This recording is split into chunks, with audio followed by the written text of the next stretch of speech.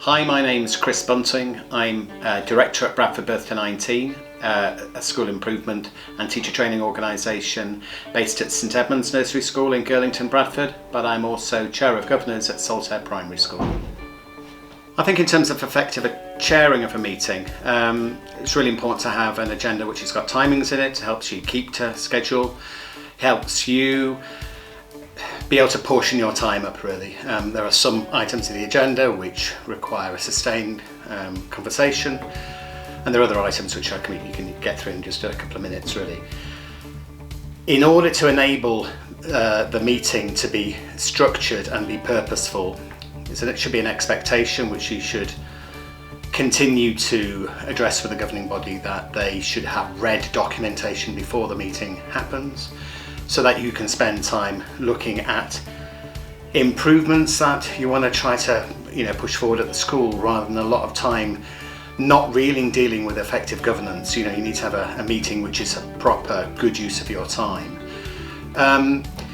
I think the other thing, particularly this is helpful for new chairs, I think, it is around making sure that meeting doesn't ever get subverted for purposes which are not going to be serving the purpose of school improvement, serving the purpose of making sure that the deal for children at that school is the best it possibly can be.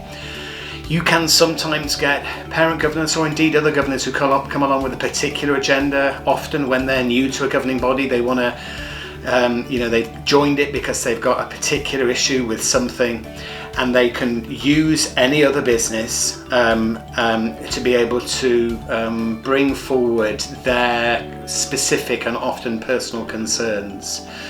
So for me, a really important decision to stop any of that kind of stuff happening is to be really clear that any other businesses need to be relayed to the chair in advance of the meeting, and any other businesses need to be relayed to the chair at the beginning of the meeting, right at the beginning of the meeting, if it's something that could not have been relayed to the chair beforehand, and I need to make a judgment as to whether or not it is of an emergency nature before the meeting gets started. The purpose of governance is around trying to support the school as a whole, not to spend time dealing with individual concerns.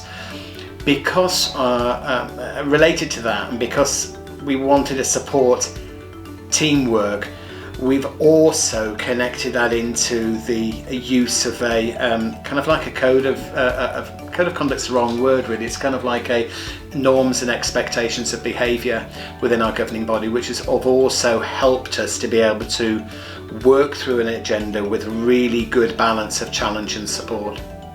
I'm Jackie Walters. I started as a parent governor in the 80s, and I've been a governor ever since. I've been a governor at Newby for years and years now. I've been a governor at other schools. I've been on a college governing body and a secondary school governing body. But recently, the local authority has got a scheme where they call us local leaders in education. And if there's a governing body that's struggling, they ask us to go and support the governing body. So I've served on a number of governing bodies over the years, and I've worked on interim executive boards where we've tried to turn the governing body round, but then had a transition plan so that they can take back the reins themselves. So I've done a lot of work on that. I'm a keen runner. I've got lots of grandchildren that keep me very busy. I think it is important. If you feel you've got too long an agenda, then you need to look at it and see what is important. And sometimes the local authority asks you to put things on the agenda, and it could be that a committee or a task group could do the work on that. And I think that's what we try and do really, to have the committees and the task groups to do the detailed work and then bring recommendations back to the governing body, so they're not all having to look at everything.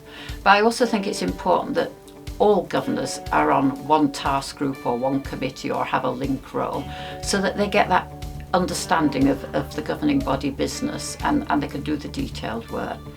And also at this school we have a lot of link governors. We have link governors for every aspect of the school really, and their role is to visit the school and talk with our counterpart in school and report back to the governing body, so the governors have the experience themselves, so that the lead in school and the link governor can report back at the same time. So we try to try and make the meetings relevant. We don't do all the business, we have effective committees. I think it's a challenge when you've got a new governor who hasn't said very much and suddenly wants to talk about something that maybe isn't on the agenda. And I think as a chair you've got to let that run, really, because it's important that everybody feels that, okay, well, you've said something, but it's not really very important, we need to move on to the business. So I think getting that balance right can be quite difficult. I think the more you involve governors as link governors or on committees, the more they feel they can have their say, perhaps in a smaller group, and they can build confidence then. So I think that's really important. I'm Sharon Geedroy, I'm the Clerk to Governors at Lowesh Primary School in Bradford. I'm also the School Business Manager. In terms of the minutes, because I do know the school, it is easier for me to make sure that the minutes are not recorded verbatim, and it's more of a summary as to what the discussions are, but I do capture the questioning, and our governing body are very, very good after having some training at questioning. One of the things that, from my experience, is that they have increased in confidence in asking questions, and the right questions as well. The fact that as a school, head teachers and myself as in charge of the finance, we're very open with our governors, and as a consequence we are very approachable. They can approach us, we offer training support. If they're not sure about something, nothing's ever a silly question. I do offer governors sessions for them to come and speak about finance if they're not quite sure what Section 251 statement is, and we have developed our induction of governors to the school whilst I've been here. I think it's also important that you've got to keep the balance right, because the mantra is that governors get involved in strategic, they hold the school to account, but the head is responsible for operational and day-to-day, and it's really important to get that balance right, I think. I mean, sometimes when it's been a difficult situation and you have to step in as a chair and be a bit more operational.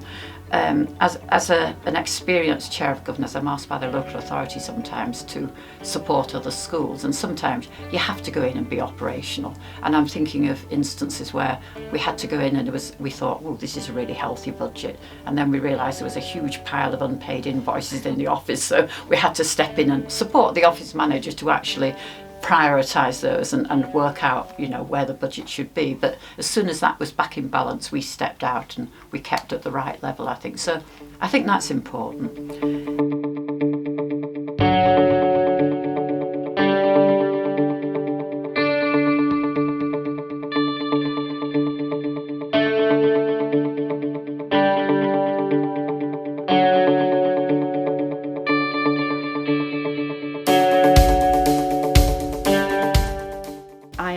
Involved in the agenda setting with the co-head teachers and the chair of governors, so I do take an active role in that agenda setting when we set it for the governing body meetings. Obviously I'm keeping an eye on the statutory items and making sure that the school are aware what other things we need to include. We have the wonderful chair, Jackie, and our wonderful clerk, Tracy. So as minutes are produced, they're produced quickly and efficiently by Tracy, which we're really fortunate for. They come through and we have a column to the right of our minutes which has all the identified actions on. Those actions are then reviewed by myself and Jackie, and we take it as our role to make sure that those actions have been undertaken prior to the next full governing body meeting. So that 3-week window prior to the next full governing body meeting is an important one to review whether actions have happened or not, and it's a very rare thing that actions are not done prior to the next full governing body because we have that process in place. It makes it tidier, slicker and productive.